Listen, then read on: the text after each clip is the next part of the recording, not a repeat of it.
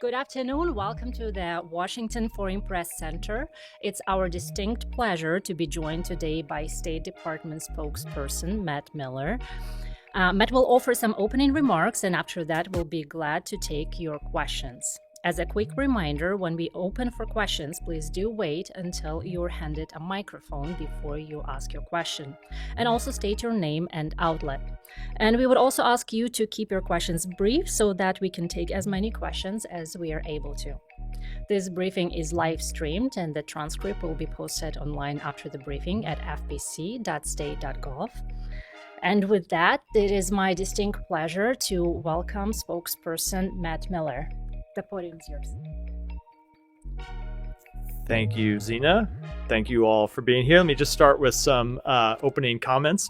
It is an honor to be here at the Foreign Press Center as we reflect on the work that we have done over the course of the Biden administration the past 4 years. I want to mention that it has been one of the highlights of my time as the State Department spokesperson to engage with the foreign press on a regular basis, both at the State Department, where a number of you come and ask questions. I see a number of familiar faces in the audience, including some who were at my briefing that ended, I think, about 20 minutes ago, so you made it over here quickly. But also on the trips that I've accompanied the Secretary with overseas, where he engages regularly with the foreign press and takes questions from the foreign press, as he does here in Washington as well. I do want to take a moment before we get to questions just to express my deep respect for the crucial work that all of you do every day, both here and abroad. In a world that is increasingly complex and often uncertain, your role as truth seekers has never been more important.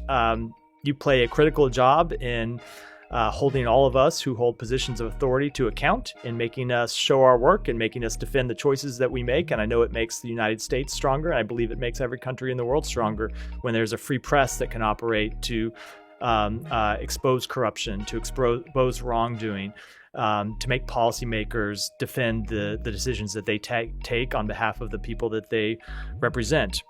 I also want to acknowledge the personal sacrifices that you and your colleagues make in pursuit of your work.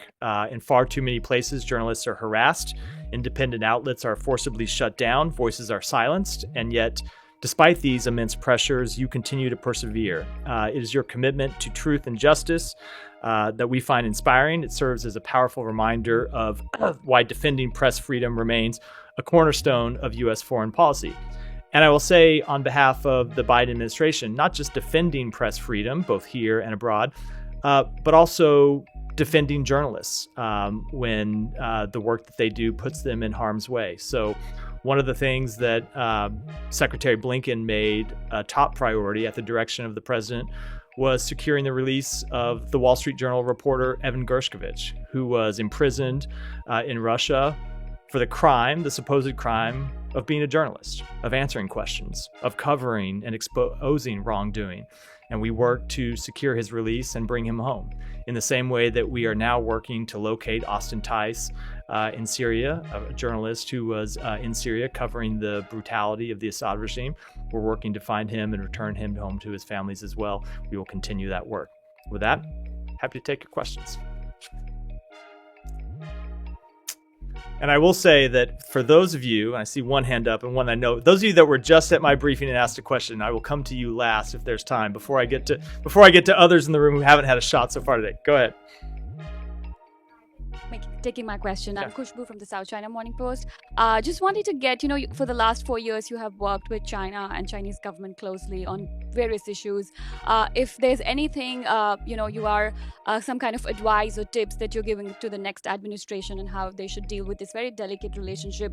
Yesterday, Donald Trump said that U.S. and China can work together and solve all of the world's problems. If you want to say anything on that. Thank you. It's a really great question. I won't talk about it so much in terms of the advice that we will give to the next administration, but I'll talk about it in terms of how we have seen our work and the importance of our work.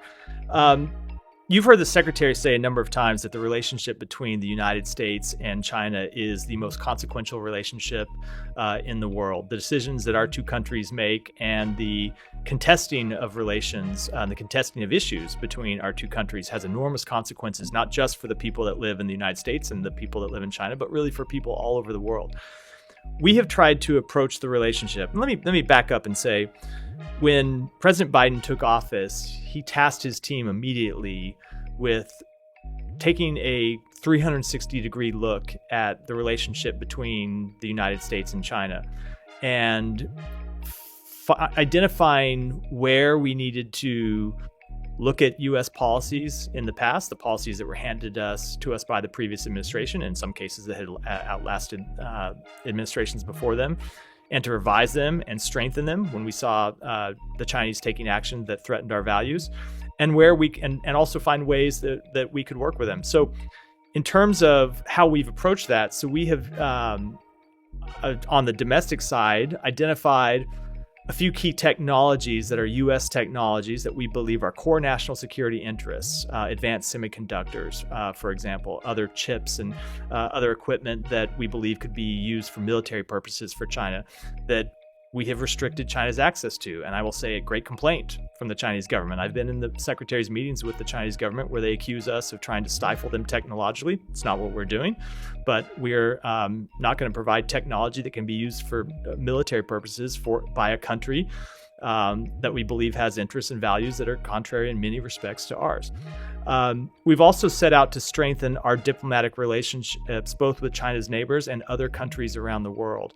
And so one of the things I think we have been successful in doing is working not just with some of China's neighbors who have real concerns about the positions that China takes to menace its neighbors, to try to seize territory that is rightfully under international law controlled by its neighbors, to try to economically coerce its neighbors.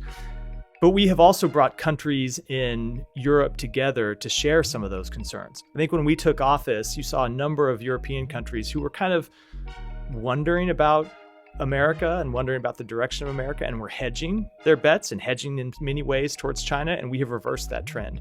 And we have gotten countries in Europe concerned about some of the actions China has taken in Asia. And we have gotten countries in Asia concerned about some of the actions China has taken in Russia, in Europe. And when I refer most importantly to the burgeoning security relationship between China and Russia, the fact that China is helping Russia reconstitute its defense industrial base. So I would encourage not just the incoming administration, but every policymaker to be very clear-eyed about the challenge that China faces, and to understand that the best way for the United States to confront a China with very different interests and values than ours is to do it with our allies and partners around the world. That we are stronger diplomatically, we are stronger economically when we work with other countries who share our values. And there are other countries that want to work with us on this question, and we've proven that over this administration. And then finally, the last thing I'll say, and I realize this has been a very long answer, but it is an important question. Despite the competition between the United States and China, and despite the issues where we have serious concerns, and when we go and meet with them, we are very direct about those concerns, and they're very direct about the things we're doing that they object to and they don't like. We have believed that it is in the interest of the United States to find areas that we can work together when it is in our national interest and when it is in the interest of the world. So when it's in our national interest, for example, curbing the flow of fentanyl, which has killed millions and millions of Americans, the number one leading killer of young people in the United States, where we have pressed China and gotten them to make progress on listing precursors, preventing the export of some precursors, or restricting the export, I should say, of some precursors which can be used to manufacture fentanyl, something we believe is in the core national security interests of the United States.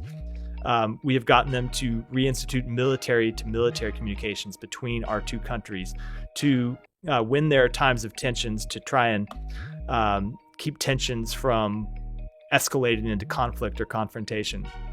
And where we think it's important to try to work together is on global concerns. So we have pressed China on a number of occasions to use their influence with Iran. Iran's a country that they have productive working relationships with. Obviously, we can't say the same for the United States for a variety of reasons.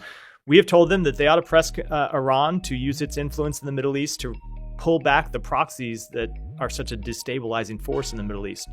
We have pressed them, our allies in Europe and other countries have pressed them to use their influence with Russia to try and get Russia to pull back from some of their menacing activities in Ukraine. And with, I will say, very limited success, but there have been at times in a few discrete areas where we have seen them make an impact, and I think that's an important policy to continue to pursue. Yeah. You go ahead. Presidentialia, Global News Georgia. I have a question on Georgia, if I may. Yesterday, you mentioned that additional sanctions would be imposed on Georgian officials in the coming weeks. Are you considering economic sanctions as well, with visa restrictions that have already been announced? And also, why has it taken so long? Is it because you are reviewing further evidence, or maybe there are some other reasons for that? Let me say a few things about that. Number one, I'll just say, and I get this question a lot about sanctions, not just with respect to Georgia, but with any number of countries with which we impose sanctions, is that people often think of sanctions as the only tool in our toolbox, and sanctions are one of the tools available to us to hold accountable countries taking decisions to which we object, and decisions that we believe run contrary to not just the core values we endorse of human rights, the right to for people to express their fundamental democratic freedoms, but for, values that countries all around the world endorse. So when it comes to Georgia, if you look at the actions that we have taken, we've been quite clear about the anti-democratic path that Georgia has been on recently, and the democratic backsliding that we have seen take place in Georgia, and we have been clear in our response to that. And so you have seen to date the Secretary announce a fundamental review of the relationship between the United States and Georgia, and as part of that review, we have already suspended $95 million in assistance that goes to the government of Georgia because we have such serious concerns about the actions they have taken. We have already imposed sanctions on Georgian Dream officials for their involvement in serious human rights abuses during violent protests, during their violent response to peaceful protests. We have imposed visa restrictions on more than 100 individuals that were either responsible for or complicit in undermining Georgian democracy.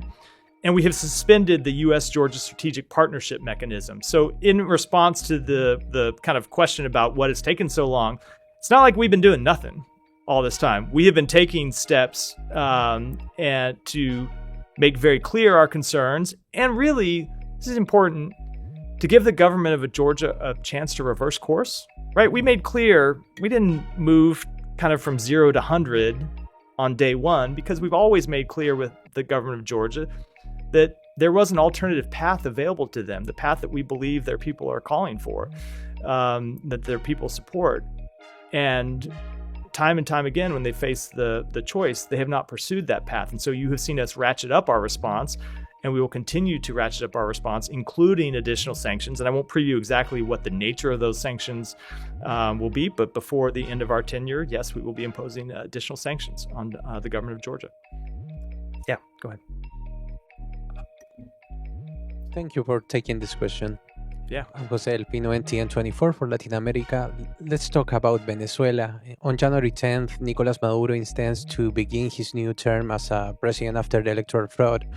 And one of the questions is, do you intend to take any additional pressure measures before January 10th in order to elevate the pressure on the regime? One of those could be, for example, revoking License 41 for Hebron. And also, I would like to have your take on the situation of the Embassy of Argentina in Caracas, which is under constant pressure of the regime. So I'd say with respect to the embassy, let me take that one first. We believe that Venezuela ought to respect the diplomatic rights of its neighbor, full stop, period. When it comes to our policy on Venezuela, so I'm not going to preview any actions that we may or may not take. Obviously, we have a range of tools available to us when it comes to Maduro and his representatives. Here again is another case where, look, the Maduro regime had a chance to address the legitimate concerns of their people.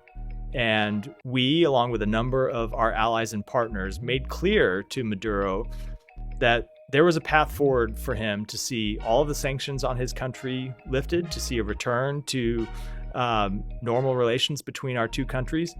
All he had to really do is one simple thing, and that's to hold a free and fair election and to respect the will of the Venezuelan people. And he didn't do that. And so you have seen us already take steps since the conclusion of that election and the outright theft of the election by Maduro, the suppression of his own people, who again came out and peacefully protested and were violently repressed in the wake of him stealing the election.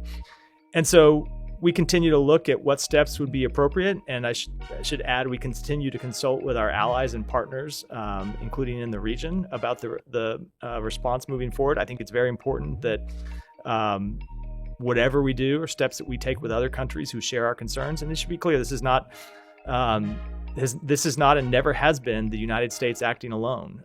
We see other countries who have very serious concerns about the way Maduro has continually suppressed the will of the Venezuelan people, and will continue to consult with those countries about what the path forward ought to be.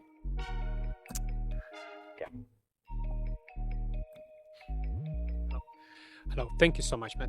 Igor Nemush, News Agency, Moscow. So, on General Kirillov's assassination, you stated just about an hour ago that the United States was not aware in advance and was not involved. After he was killed, have you received any information or engaged with Ukraine, as New York Times has recently reported that Ukraine's security service was responsible for his assassination? I don't have any private diplomatic communications to speak to today. I can tell you that the United States wasn't aware or involved in this attack, and every country can speak for themselves about the extent of their own involvement. Yeah. Thank you, sir. Jahaz Ali from ARY News, Pakistan. Bharatiya Janata Party, Modi's political party, BJP, alleged that the US State Department was behind the targeted attacks against Prime Minister Modi and his friends and trying to destabilize India. What is your response to this kind of statement? And secondly, Assistant Secretary of State Donald Lu was in India, and you have been asking since long for the accountability of by Indian government of the agents involved in murder plot for US citizen. So was there any discussion on that? Thank you. So with respect to the first question, I'd say quite simply the allegations are false. We provide professional development training for journalists around the world as part of the commitment that we have to freedom of expression and press freedom. For that somehow to be associated with undermining what is a close partner of the United States is just absurd. It's completely not true. And I will say with respect to the second question, so obviously we have made quite clear our concerns about transnational repression. We have made quite clear our concerns about the plot against an American citizen. You've seen a Department of Justice indictment returned in the matter of a plot to kill an American citizen. And we have made those concerns quite clear to the Indian government on a number of occasions. I'm not going to speak to Don Lu's most recent visit, but I can tell you in all of our senior level engagements with the government of India, this is a matter that we raised. They have opened a commission of inquiry to look into this matter. We have been regularly briefing them on the results of our investigation. I will say when we, not just the State Department, but other agencies inside the United States government, and we have been receiving reports from them about their own commission of inquiry. And what we have emphasized to them is that what we ultimately want to see for this crime is accountability. Yeah, go ahead. Thank you very much, Nomanish Faq Mughal, Parliament Times, Pakistan. 2024 saw elections in Bangladesh, India and Pakistan. There has been perception that US was very vocal about irregularities and rigging in Bangladesh election. But US was soft about irregularities in Pakistan. What's your take on elections in Pakistan? Were the United States satisfied with the elections? So our take on election in Pakistan is consistent. Let me just speak to a broad principle that the United States supports anywhere in the world, is that we want to see people all across the world able to express their free democratic will, and we want to see their votes fairly counted and their will respected. And we've been vocal about that in countries in Southeast Asia, but you hear us advocate for the same things, and we do it not just in our public statements, but also in our private engagements all around the world, in Europe, in Asia, in Africa, in North and South America, because it is one of the fundamental principles on which the United States was founded. When it comes to election irregularities in Pakistan, We have spoken to it, and I'll say I have spoken to it a number of times from my podium at the State Department in my daily briefings and made clear that any election irregularities need to be fully investigated. They need to be answered, and they need to be dealt with consistent with the rule of law. And that's true for Pakistan. It's true for every country in the world. Yeah.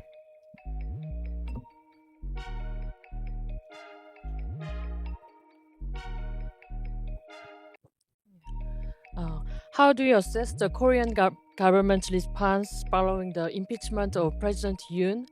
And do you think there will be any changes in Korea-US relations under the Trump administration? So the second part is easy because I'm not going to answer it.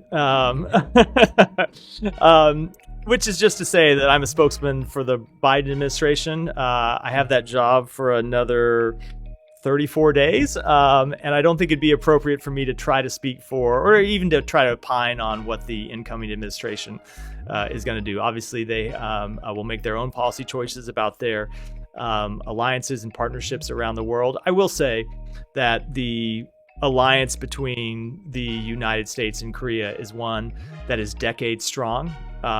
It is the cornerstone of security in Southeast Asia. It is a fundamental alliance for the United States, and I think it's safe to say that the alliance that has lasted through presidents of both parties will continue to be strong and last through presidents of both parties well into the future. When it comes to the recent actions in Korea, including the president, so you saw us make clear our initial concern about the actions that were taken in Korea, and what was important for us in watching how Korea responded to that is to see that Korea's democracy, which was very hard won decades ago now, and it seems like ancient history to some. I know some in this room that are not old enough to remember it, but sadly I am. A hard-won democracy that nothing should happen that would in any way weaken or undermine that democracy. And what has been so heartening to the United States is that over the past few weeks, we have seen Korea demonstrate its democratic resilience and resolve its political differences in accordance with the rule of law, in accordance with a process that was laid out in its constitution, and that is appropriate for all democratic nations to do. So we are ready to work with Acting President Han and the Republic of Korea government. Our engagements with the government of the Republic of Korea have continued throughout the past few weeks. Secretary Blinken had a conversation with the foreign minister, I think it was about 10 days or so ago now, consistent with his regular engagement with the foreign minister, and our assistant secretary for East Asian and Pacific Affairs, Dan Crittenbrink, was in Korea just in the past week or so, continuing our work to build our fundamental alliances. And I'll just say, one of the things that we are most proud of in this administration, I talked about our China policy earlier, and our Indo-Pacific policy. One of the things that we have put a lot of focus on is strengthening our alliance with Korea, strengthening our alliance with Japan, and really uniting two allies who have been allies of ours, but obviously have had tensions going back decades, turning that into a trilateral relationship through a historic summit between our three presidents, but then also through regular meetings between our three foreign ministers and our three defense ministers.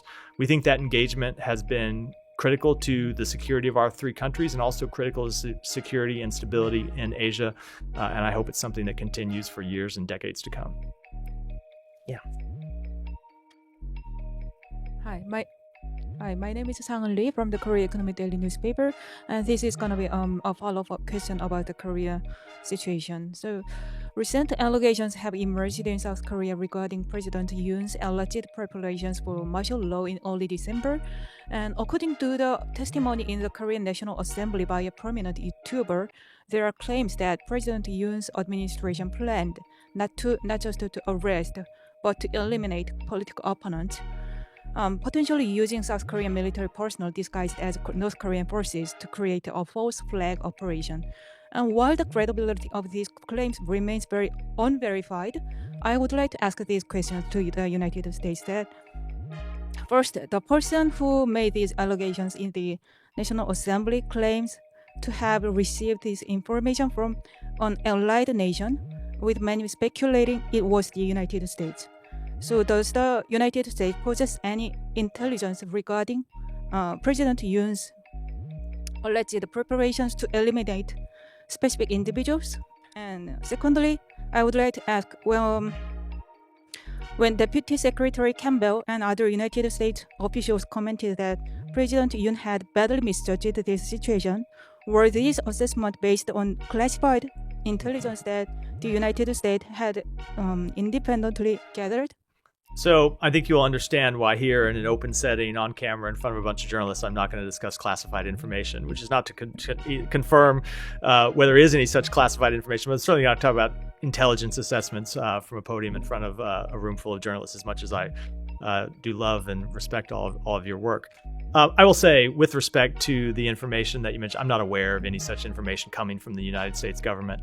And I would say, with respect to those allegations, those are all allegations that ought to be handled by Republic of Korea authorities consistent with the Korean Constitution and Korean law. That's what it means to be a democracy grounded in the rule of law, is that when you have questions like these, you deal with them using your independent law enforcement mechanisms and judicial mechanisms, and if appropriate, political mechanisms, and you handle them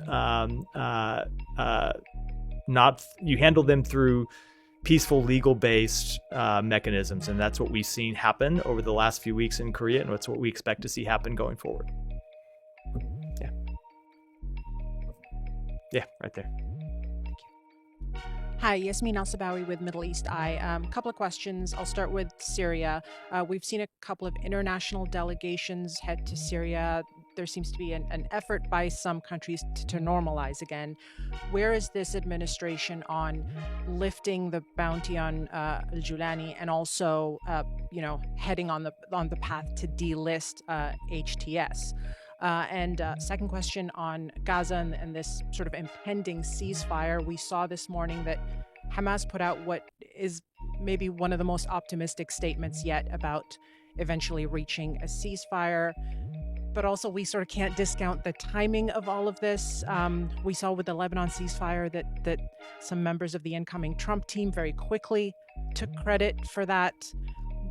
What does that tell you about this administration's standing when it comes to the parties, just given there's so much talk about the looming Trump administration, and that's why things are moving at the pace that they are? Look, I will say, if we are able to get a ceasefire to this horrific conflict in Gaza, I'm happy for anyone in the world to take credit for it, as long as we get it done. That's the fundamental bottom line. We have invested so much time and so much energy into trying to get this ceasefire over the line, and have been so close so many times that it really has been frustrating that we haven't been able to get there, because the toll of this war for innocent civilians in Gaza who continue to die, who continue to suffer, to innocent hostages who continue to be held away from their families, to their families who, of course, miss them and want them home. We believe that we are at the point where we ought to be able to get to an agreement. The differences between the two parties really has been narrowed such that all remaining differences we believe ought to be bridgeable, things that we ought to be able to bridge. That said, we have been here before and have not seen the parties come to an agreement. We are engaged actively in this process. We continue to have officials in the region actively engaged in this process. I can tell you those we have officials back here in Washington who are working on this every day, because a ceasefire to this conflict is long overdue, and it is our hope to get one in the coming weeks, and to start to let Gaza be rebuilt and let people rebuild their lives and their homes and their communities, and we have no higher priority than trying to get that done. When it comes to Syria, so I don't have any announcements to make today about the when we might change our sanctions posture, when we might change the rewards for justice reward that we have put in place. But and that extends to recognition, which is kind of how you started the question as well. But I will say that, you have heard the president and the secretary both say that we are going to judge HTS not by the words that they say publicly, but by the actions that they take. And to make clear what we mean by that, so last week, Secretary Blinken announced a number of principles that we thought we believed were important to guide the path forward on behalf of the Syrian people. So those principles included things like an open, inclusive government that was open to religious and ethnic minorities, that was open to all of the various groups across Syria, and wasn't just didn't just encompass rule by one of those factions over the broader Syrian people.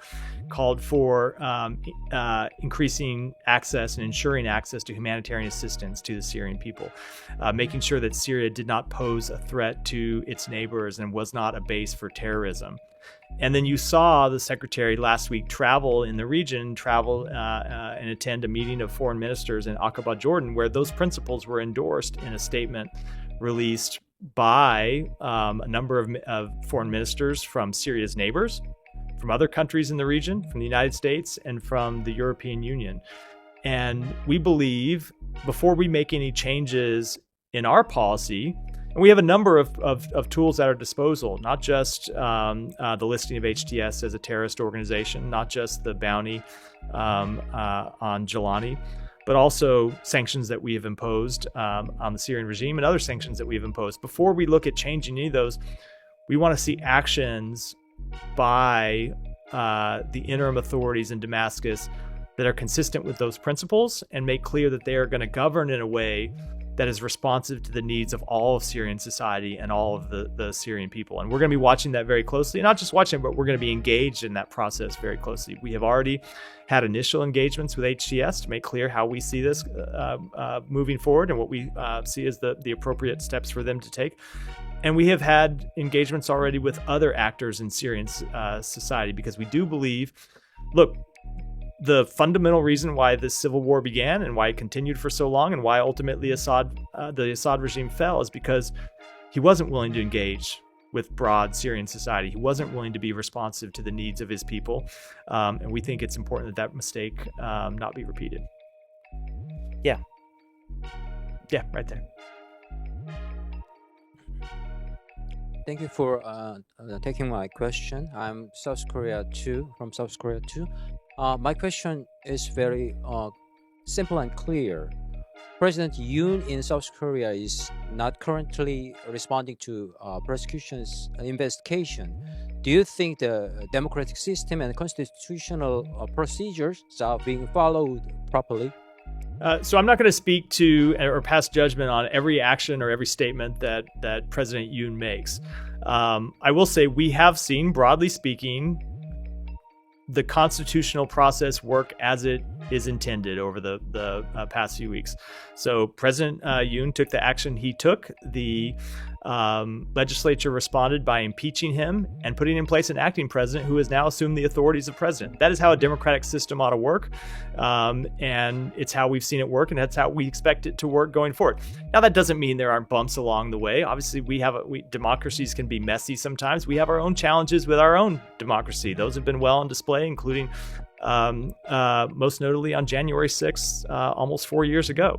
So, but that said, what we think is important is when democracies have these challenges, that they find a way to move forward with the rule of law determining the outcome to those types of questions. And that's what we have seen so far, and that's what we expect to see. Yeah, just in front of you. Go ahead. Yep, right there. Thank you. Song from Yonhap News Agency. The trilateral cooperation between South Korea, the United States, and Japan is something that the Biden administration has focused so much during his term.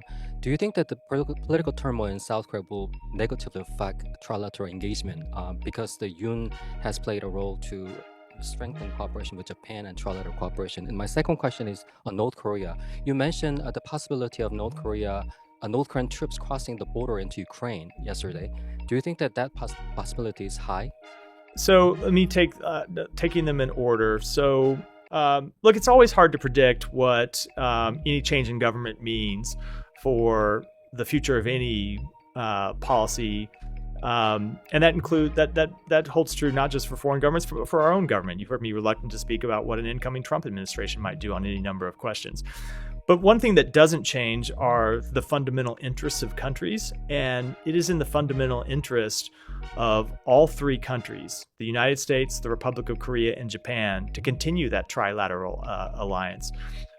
Especially when you look at the way China has tried to use economic coercion, the way it has tried to use its military power to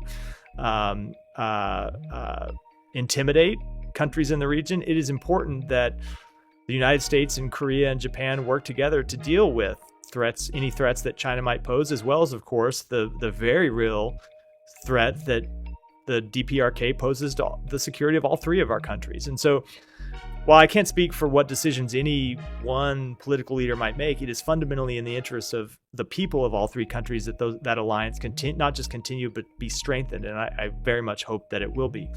When it comes to the second question, so I cannot put a percentage on it, but we have seen North Korea consistently strengthen its relationship with Russia over the past 6 to 9 months.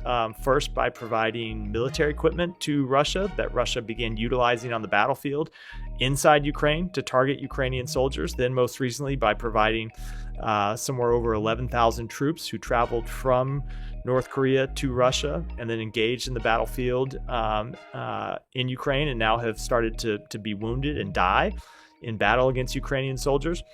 I can't predict what they will or won't do, but what I can say is that would be a significant escalation for North Korean soldiers to enter a country that has in no way sparked a conflict, has in no way threatened North Korea. For North Korea soldiers to enter Ukrainian territory would be a further escalation and something that would certainly merit a response. Yeah, right next to you. Yeah. Thank you. Sang Hee-hong from YTN, South Korean News Network. What was the first action taken by U.S. government right after recognizing Yoon's martial law declaration? And what was the response of Korean government or Korean presidential office? Thank you. First of all, let me just say how happy I am to get all these questions about Korea. I had the privilege of living in Korea when I was a young child for 2 years, and have had the privilege of traveling back a couple of times with the secretary. So to get to take a bunch of questions from Korean journalists is actually just a personal privilege to me.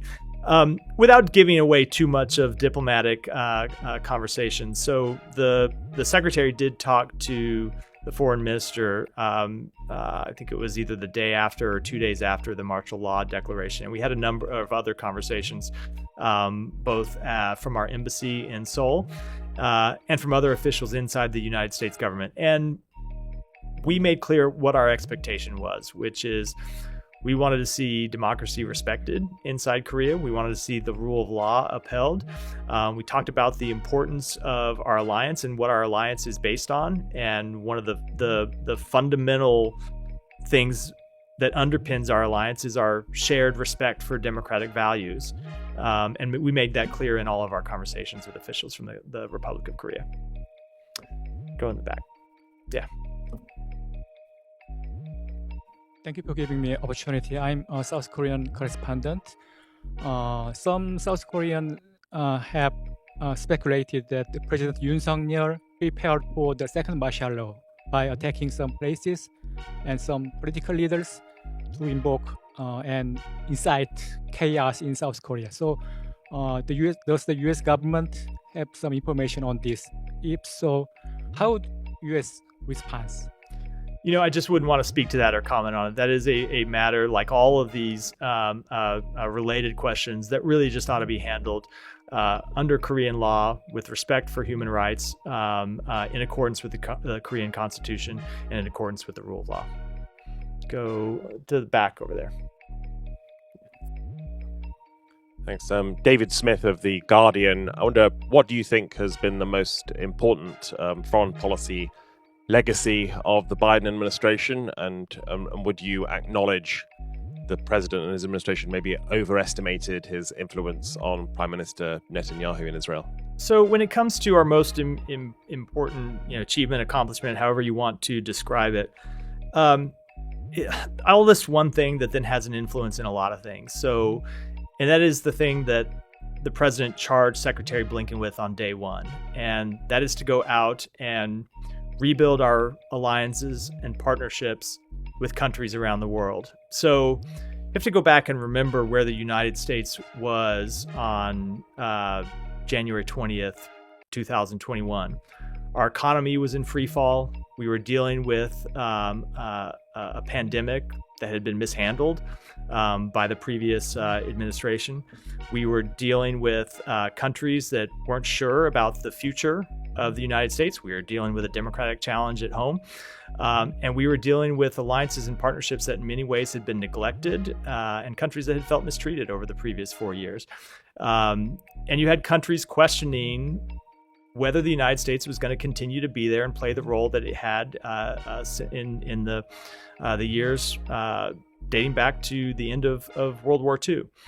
And so he was given an assignment of going out and telling the world that America's back and rebuilding those alliances and partnerships, investing time in them, listening to other countries about what their concerns were and trying to be responsive to them, and telling other countries what our concerns were about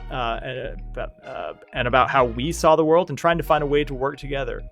And we saw the benefit of that investment we made in our alliances and partnerships when it came to responding to Russia's invasion of Ukraine. And all the questions that we often get from domestic media are about the investment that the United States has made in defending Ukraine, over $100 billion now in military support and other support. And the thing that we like to remind them of is it hasn't just been the United States, but we have put together a coalition of more than 50 countries to defend Ukraine and to come to Ukraine's aid. And some of those countries have provided military equipment. Some of them have provided economic support. There are other countries that have provided key diplomatic support and key diplomatic muscle at time. And none of that happened by accident. That happened because the United States stepped up and led the world in marshaling that response. And you can look at, so I said it's a general answer that applies to a number of things. That's probably the best example. But if you look at the way that we have responded to some of China's concerning activities, we have been able to do it, not just as the United States, but with our partners in Europe and our partners in the Indo-Pacific and our partners around the world. And we think that has been enormously to the benefit of the American people, not to mention to the benefit of global stability. When it comes to the Middle East, look, we have all the thing. If there's one thing that I think constantly gets misunderstood or overestimated, it's that the United States has a magic wand that it can wave around the world, that it can force other countries to take actions that they don't want to take. Being the most powerful country in the world is not the same as being all powerful. It just isn't. And every country has to make their own decisions, even countries that are recipients of U.S. military support, U.S. economic support. We get a lot of questions about Israel taking decisions that we don't necessarily agree with, and whether that means we're going to cut off our military support to them. I'm not sure there's a country in the world that we provide military support to where we agree with every decision that they take. We provide military support to other countries in the Middle East. We provide military support to Ukraine. We provide military support to countries in Asia. In most of those cases, we don't agree with every decision that they take. What we try to do is impress upon countries in every circumstance what we believe is in their interest, what we believe is in the interest of the region in which they sit, what we believe is in the interest of stability and security, and is in the interest of advancing human rights. And we make clear what our values are and what our expectations are, and ultimately countries have to make their own decisions. Let me go right there. Yeah. Thank you. I'm Patricia from SBT Brazil. United States and Brazil signed last month an agreement on green energy during the G20 summit. Do you expect a significant change on how the U.S. is going to deal economically with countries from the global south, including Brazil, in topics as green energy? And in general lines, what are the main achievements you believe U.S. and Brazil had during this administration? So I can't speak. I can tell you that over the next 34 days, I don't anticipate any great changes with respect to our support for clean energy and green energy around the world, including in the global south. But I of course can't speak to decisions that the incoming administration will make. As I said, we fundamentally believe it's important to invest in clean energy. You have seen it be a major priority for us here in the United States on the domestic side through some very significant legislation that President Biden worked with Congress to pass in the first 2 years of his term. And you have seen it be a major push for ours diplomatically because we believe it's fundamental to the future of the world. And when it comes to Brazil, I will say one of the things that we have found to be very important is the way that we've been able to strengthen our diplomatic alliances with Brazil and address environmental concerns, both in Brazil and around the world. And we've been able to have a close working partnership with President Lula's administration on areas of global concern as well. And that's a relationship between our two countries that is based fundamentally in the relationship between our two peoples, who of course have long-standing people-to-people ties, and one that ought to continue well into the future. Behind you, back there. Hi, thank you for taking my question. I'm Marcin Antosiewicz with Polish Public Television TVP. Secretary Blinken is traveling tomorrow to New York to chair 2 meetings on the UN Security Council. And the first meeting will focus on the implications of artificial intelligence for the maintenance of international peace and security. Can you tell us more about it? And can you tell us how is the Department of State using already the AI to conduct foreign policy and effective diplomacy? Yeah, so the future of AI is something that obviously presents challenges and opportunities in the diplomatic space, the same way it presents challenges and opportunities across just about every sector of our economy, not just the United States economy, but economies around the world. Let me speak to first. So we have tried to outline some clear principles that we think ought to govern the use of AI going forward by militaries, going forward by countries around the world. And you've seen the Secretary outline those in a number of speeches. And I won't go through them all here, but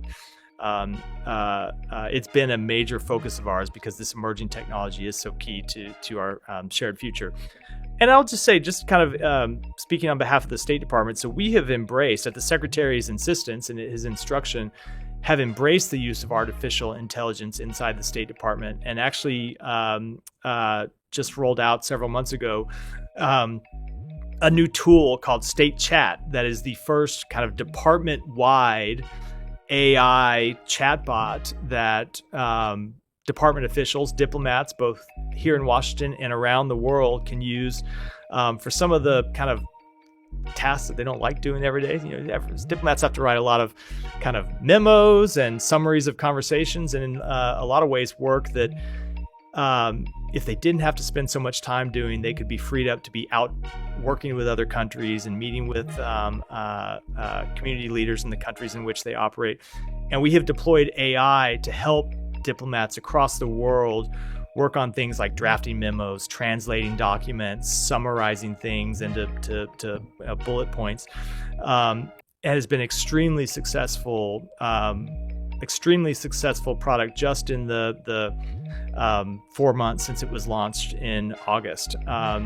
And we will continue to sort of emphasize that as an important tool for us to use forward, because it really does, in our view, is a force multiplier that can free our diplomats up to go out and do the things that diplomats ought to be doing, which is engaging with the countries in which they serve.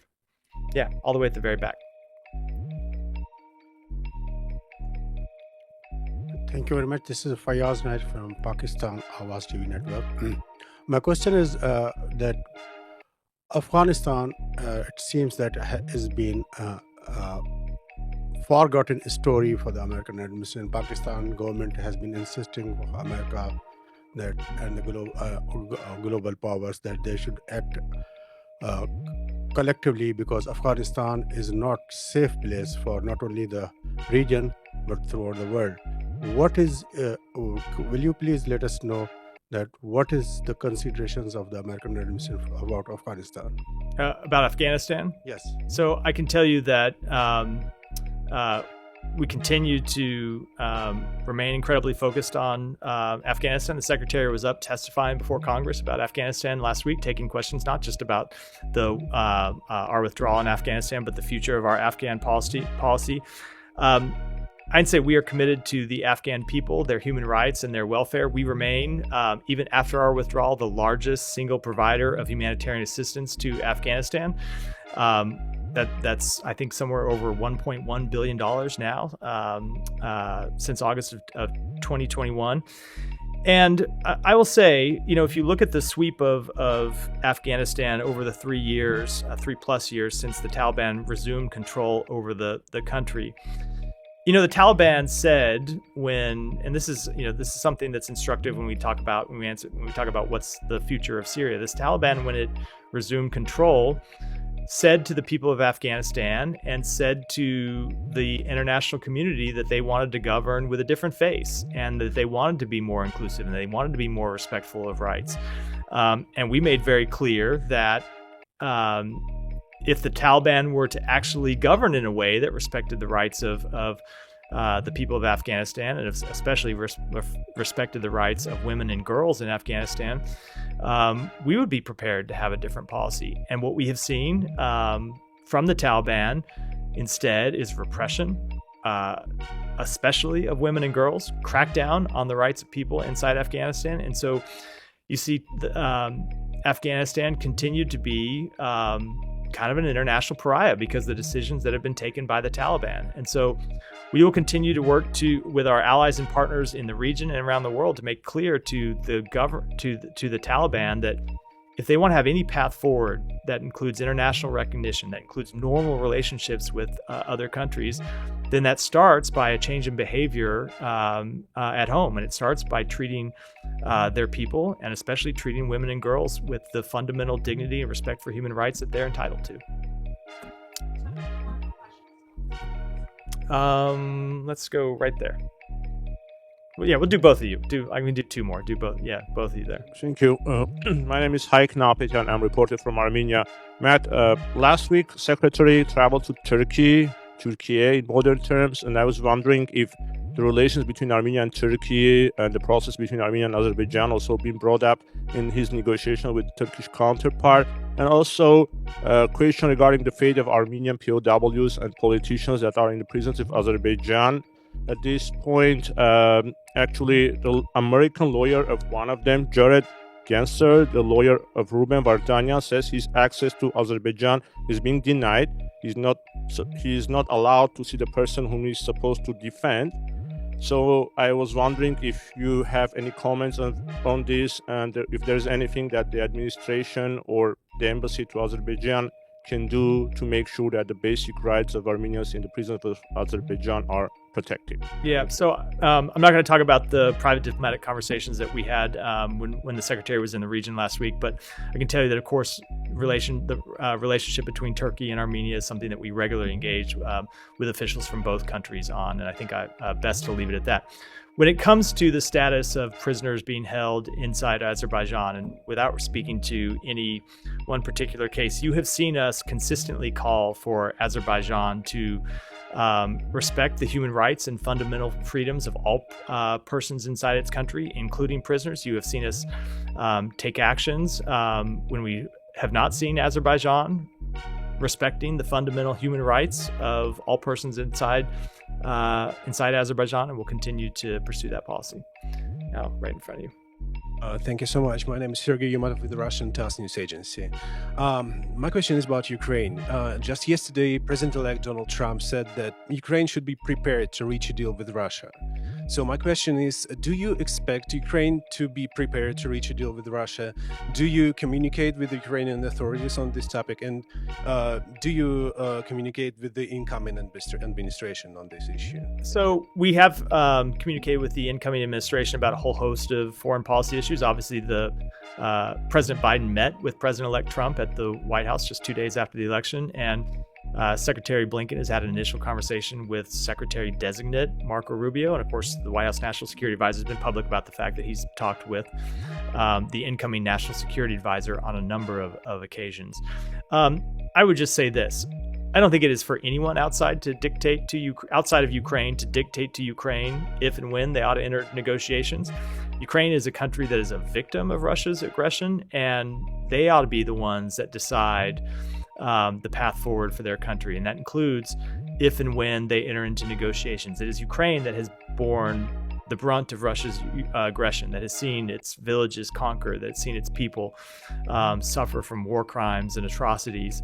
They have earned the right to make those decisions. No one else in the world has earned the right to make them for them.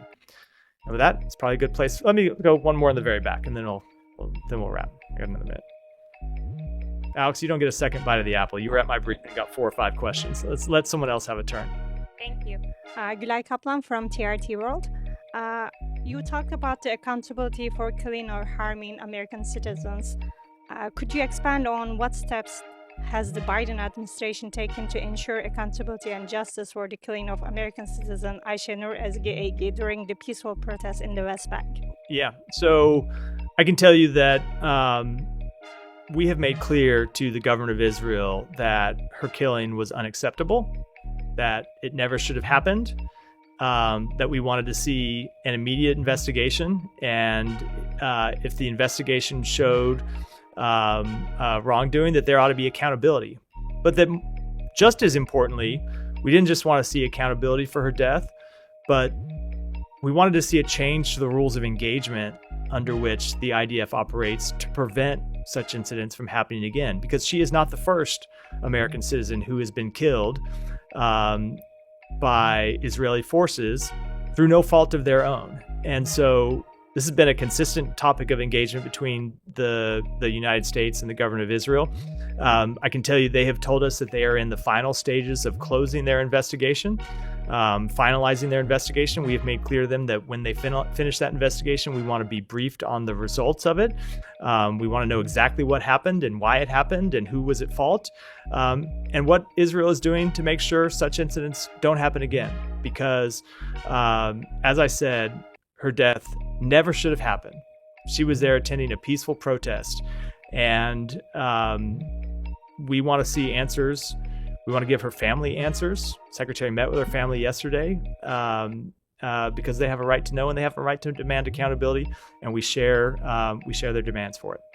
And with that, we'll wrap for today. Thanks, everyone. Thanks for having me here. I really enjoyed it, and appreciate all the work that you do.